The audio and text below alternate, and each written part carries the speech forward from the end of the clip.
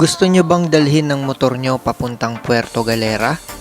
Sa vlog na to, papakita ko sa inyo kung paano isakay yung motor sa Roro, magkano ang mga babayaran, at dalhin kayo sa mga lugar na pwede puntahan gamit ang motor. Kaya tara, road trip tayo.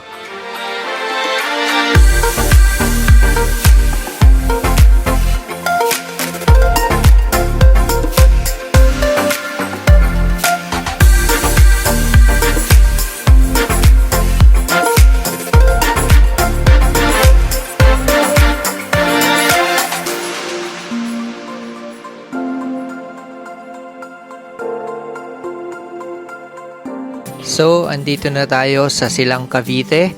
Umalis pala tayo ng Las Piñas around 3:50 AM and ang estimated travel time natin papunta ng Batangas Port is 2 hours and 55 minutes.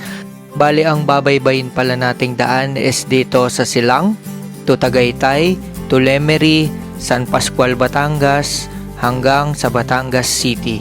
Ang tinatarget pala nating trip sa Roro papuntang Puerto Galera ay 8 AM. Meron pa nga kaming nadaan ng bahay na gumagalaw.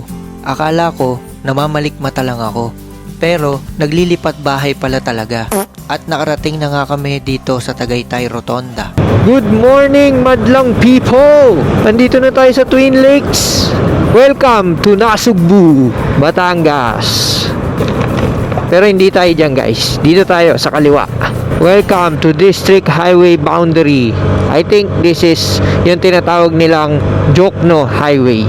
Habang binabaybay namin itong Jokno Highway, dito na kami inabutan ng sunrise. At dito na rin unti-unting nagising ang diwa ko, kaya kinikilig na ako. At maya-maya lang nakarating na kami dito sa Lemery, Batangas, kung saan makikita mo ang Fantasy World. Nag-take na nga lang pala kami ng picture dito as a stopover lang, makikita nyo.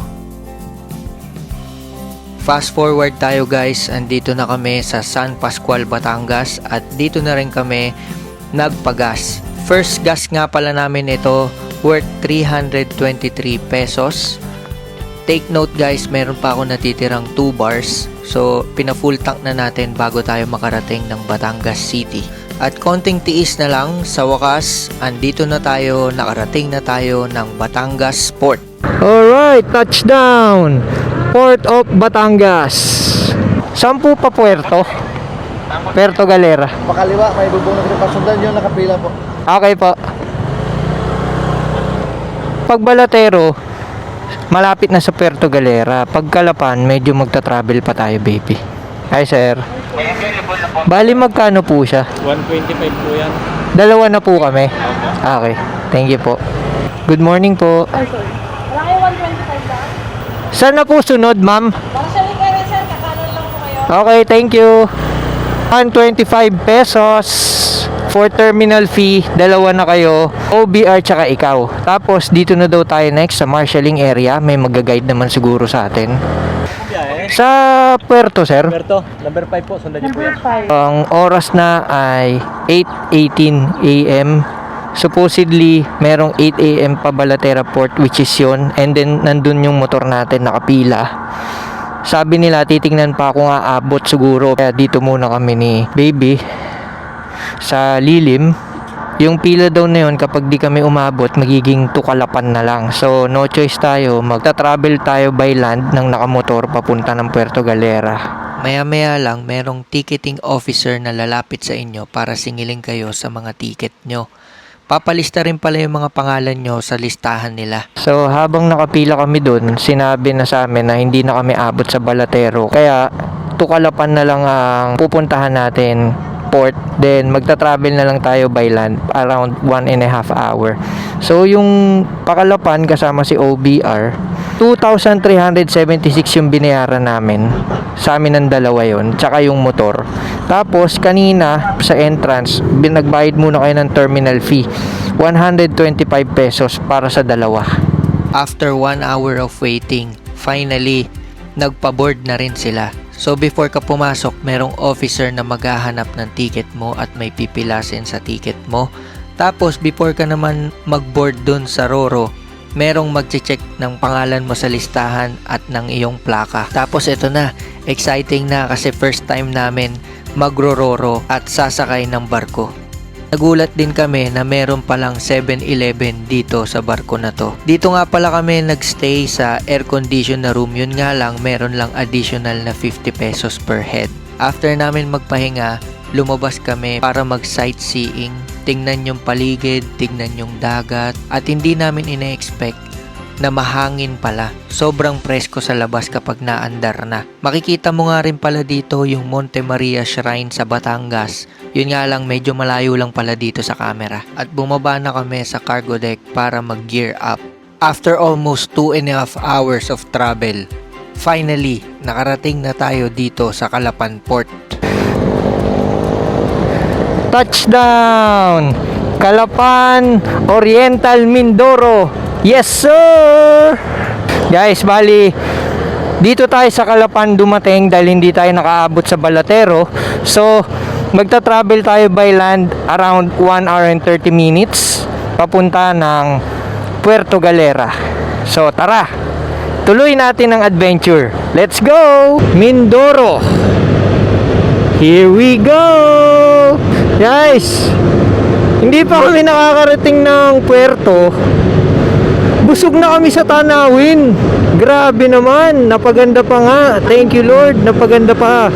Yung pagbagsak natin ng Calapan to instead na Balatero, sa Calapan pa tayo napunta para dito sa ganitong klaseng road trip. Oh, may twisties pala dito. May twisties pala dito. Yan, paakyat na tayo. Wala pa tayo sa main event, puno na yung memory ko ah. At habang nagta-travel kami from Calapan to Puerto, dito ko na naramdaman na nasa Mindoro na talaga kami. Simula pa lang ng adventure pero ang ganda na ng daan at pambihirang tanawin ang bumungad sa amin.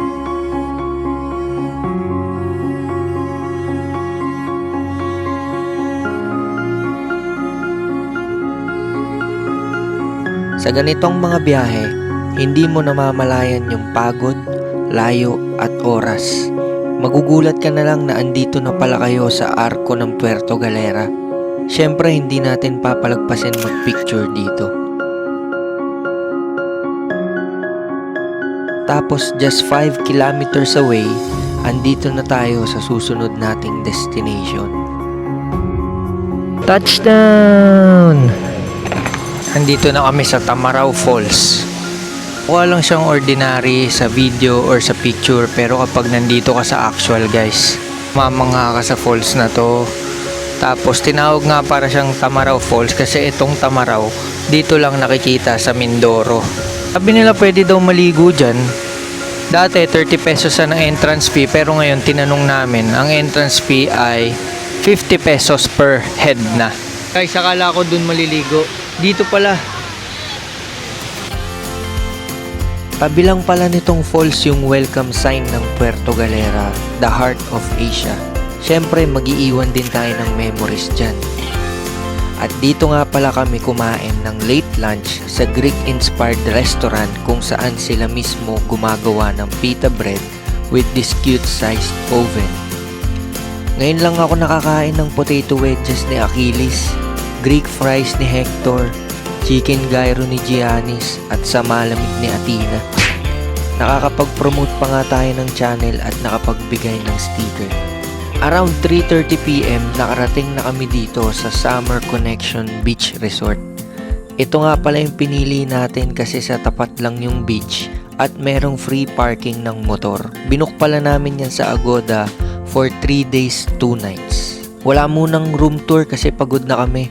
Basta may nakita kayong kulambo, yun na yun. Ito nga pala yung itsura sa labas kapag gabi, meron silang sariling bar. After namin magpahinga, we're off for dinner sa White Beach. At sakto, naabutan namin na may nagpa-fire dance. Araw-araw every 7 PM pala yan guys, and it's free. Konting lakad lang at nahanap na namin itong Siargao-inspired na Giorgio's Pizza na nakita lang namin sa TikTok. Goods naman siya for its price. Syempre, in order namin pizza pati pasta. Ano masasabi mo sa beachfront ng Puerto Galera? Ang init. Ang init ng hangin. Init-init ngayon. Kaya kahit gabi, umorder kami ng shake. Diba? Nice. What a night. Ano masasabi mo sa shake na iniinom mo? Anong flavor yung binili mo? Mango banana. Masarap ba? Oh, lasang mango banana. Parang baliw lang, di ba? Oh, ikaw, anong masasabi mo sa shake na binili mo? Sarap. Perfect. Gaano kasarap? Sobrang sarap. Ang malaga, protected from the sun. Good morning. We're having our breakfast by the beach. And we're ready to start our day 2. Anong nilulook forward mo ngayong araw? Photos. Photos pala gusto mo Manawa ka buong araw. Simulan natin dito sa famous sand castle nila sa White Beach. Rolling na kami for our second day. Our first stop, White Beach Viewpoint, kung saan makikita mo ang kahabaan ng White Beach dito sa Puerto Galera. Ang kulit, inulit mo lang kaya nga viewpoint Habang papunta kami sa next destination, hindi ko mapigilang ngumiti sa daan dahil best decision na nagdala kami ng motor. Hawak nyo ang oras nyo at mamamangha ka sa relaxing scenery habang pumapalo yung preskong hangin sa mukha mo. 13 kilometers na biyahe na kinuha namin ng 20 minutes at nakarating na kami dito sa Muel Bay.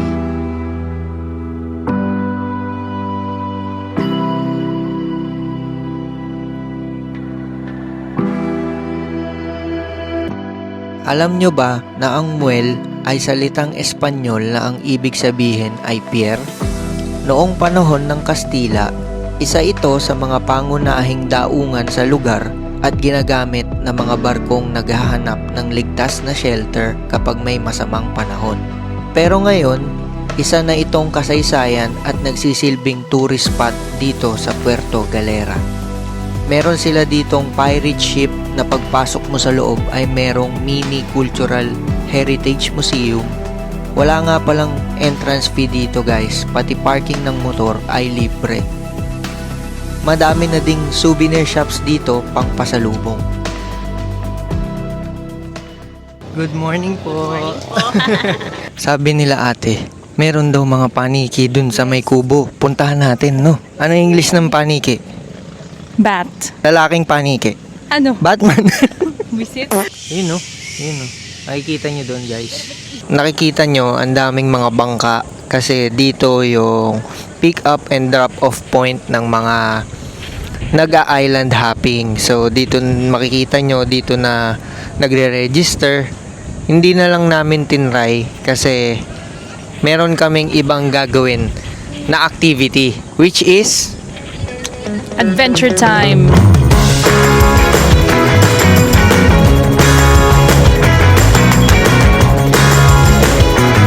oras naman para ilabas ang aming competitive side. Dito yan sa Extreme Sports Adventure Park kung saan pwede kang mamili ng iba't ibang activities depende sa package na kukunin mo. Pagkaupo pa lang namin sa go-kart, parang biglang naging qualifying session ng Formula 1. Walang jowa-jowa dito. At masasabi ko lang, may mga pagkakataon talagang mas mahalaga ang pride kaysa sa relasyon.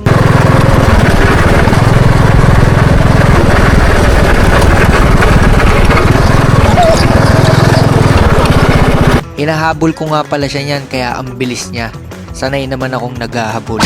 Dito naman kami sa ATV. 3 laps siya sa isang mahabang off-road course. May putek, may akyatan, may alikabok, pero sobrang saya ng experience.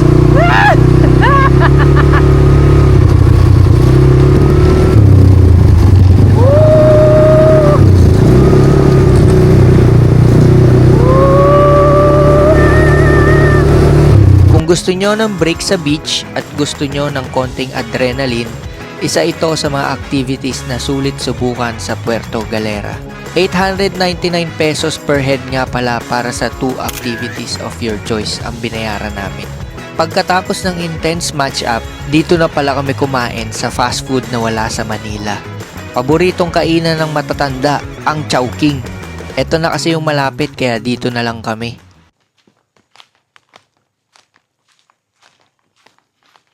Parang yung daanan dito, bawal magdala ng sasakyan. Pero bakit may motor? Sabi nila bawal daw. Ba't ano yan? Ano yung nakikita ko na yan? Diba? Siguro taga dito yan sila. So secluded siya kasi nga ito mo yun naman yung daanan, yung mga dinaanan natin kanina. So, from these steps, naririnig na natin yung alon. Ingat-ingat lang kasi uneven yung mga steps. Be careful.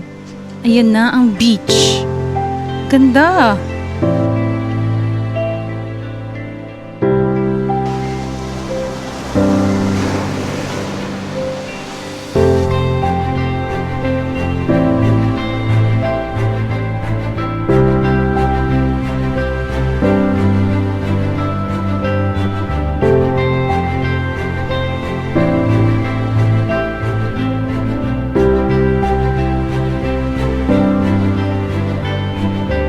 Matapos ang lahat ng adventure namin kanina, oras naman para mag-relax. Hindi yata kumpleto ang Puerto Galera trip kung hindi ka magdadagat. At sa totoo lang, wala nang mas magandang paraan para tapusin ang araw na to.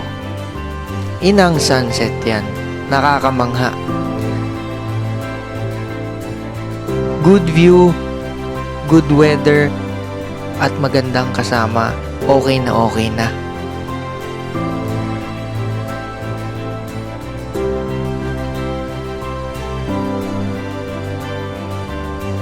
At habang kinukuhanan ko itong mga drone shots na to, napaisip ako, parang prenup na yata to ah.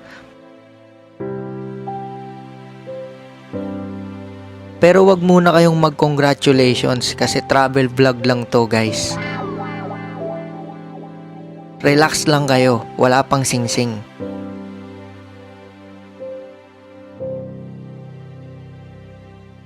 Dito kami nag-aantay ng sunset. Hindi na natin i-gatekeep tong beach na to. Ito ay Aninuan Beach. So hidden gem. Kung ayaw nyo ng mga matao, dito kayo mag-abang ng sunset guys.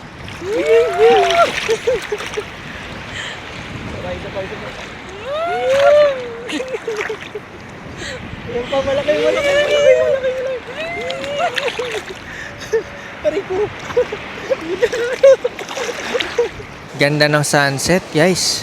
Ganda ng view. Inang sunset yan, George.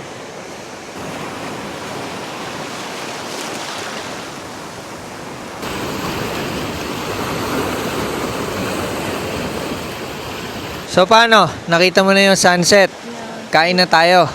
Tara, kaya tayo. Bumalik na kami dito sa White Beach para maghanap ng makakainan. Sa dami ng choices, nauwi kami dito sa ihaw-ihaw. Barbecue, isaw, hotdog, basta may masarap na sauce, ang sarap niyan i-partner sa kanin. Solve na to sa mahaba naming araw. So we're going to try the yogurt slush. Ang in-order niya, cantaloupe, in short, melon. Making love. Harap natin ero. Buti na lang okay na yung order namin kundi naagawan na ng mic yung kumakanta dun sa Bathala. Buhay na buhay pala dito sa White Beach kapag weekend. Tignan mo to sila kuya, mukhang matindi pangangailangan.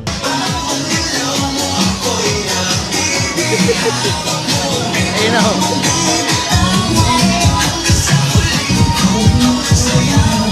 Marami ding souvenir shops dito at ngayong gabi na kami bumili ng konting pasalubong para wala na alalahanin bukas. Syempre, coin purse na pwedeng lagyan ng pangalan at walang kamatayang keychain yung binili namin. Parang ito gusto kong ipasalubong kay tatay eh. Day 3 na agad at ang bilis talaga ng oras pang nag-e-enjoy ka. Pumunta nga pala kami ng 7:30 AM dito sa port para bumili ng ticket sa Roro. Mabilis daw kasi maubos ang slots dahil isang trip lang pabalik ng Batangas. Pang 63 na nga agad kami sa listahan. Umabot ng 2,108 pesos ang binayaran namin kasama na motor. Tumingin muna kami dito sa pasalubong center at nagpunta sa bayan ng Puerto Galera para humanap ng mangga. Iba raw kasi ang mangga dito sa Mindoro. Mission accomplished naman, yun nga lang, 2 kilos lang ang nabili namin dahil wala na mapapaglagyan. Nagpagas na din pala kami along the way pabalik sa resort worth 245 pesos. Take note, meron pang 2 bars yan guys. At doon na namin unti-unting naramdaman na dito na natatapos ang bakasyon. Habang papunta kami sa port, hindi ko maiwasan balikan lahat ng nangyari sa trip na to. Yung unang sakay namin sa Roro, yung mga magagandang daan ng Oriental Mindoro,